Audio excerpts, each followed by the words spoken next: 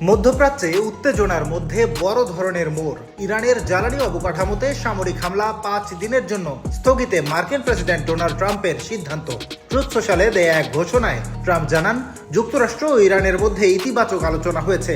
এর প্রেক্ষিতে আপাতত ইরানের বিদ্যুৎ কেন্দ্র ও জ্বালানি স্থাপনায় হামলা বন্ধ রাখার নির্দেশ দেওয়া হয়েছে।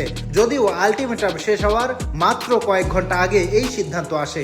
ট্রাম্প আগেই সতর্ক করেছিলেন, হরমুজ প্রণালী খুলে না দিলে ইরানের বিদ্যুৎ কেন্দ্র ধ্বংস করা হবে। তবে আলোচনার অগ্রগতির কারণে আপাতত সেই পরিকল্পনা স্থগিত রাখা হয়েছে। বিশ্বের মোট তেল ও এলএনজির প্রায় 20% যায় হরমুজ দিয়ে। গত ফেব্রুয়ারির শেষ দিকে উত্তেজনা শুরুর পর থেকে এই নৌপথ প্রায় অচল হয়ে পড়ে। ফলে বিশ্ববাজারে তেলের দাম 50% পর্যন্ত বেড়ে যায়। এই সাময়িক বিরতি বাজারে কিছুটা স্বস্তি আনতে পারে, কিন্তু ঝুঁকি এখনো রয়ে গেছে। যদি আলোচনায় অগ্রগতি না হয়, আবারও দাম বাড়তে পারে। ইরানও পাল্টা হুমকি দিয়েছে, যুক্তরাষ্ট্র হামলা চালালে তারা পুরো হরমুজ প্রণালী বন্ধ করে দেবে। এমনকি পারস্য উপসাগরে নৌমাইন মোতায়েনেরও সতর্কতা দিয়েছে তেহরান।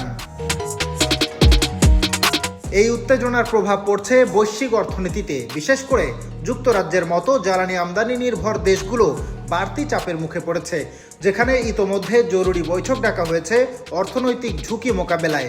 এখন নতুন করে প্রশ্ন উঠেছে, 5 দিনের এই বিরতি কি স্থায়ী সমাধানের পথে এগোবে, নাকি আবারও উত্তেজনা বাড়বে? এখন সেদিকেই তাকিয়ে পুরো বিশ্ব। আন্তর্জাতিক ডেস্ক, দৈনিক দৃষ্টি।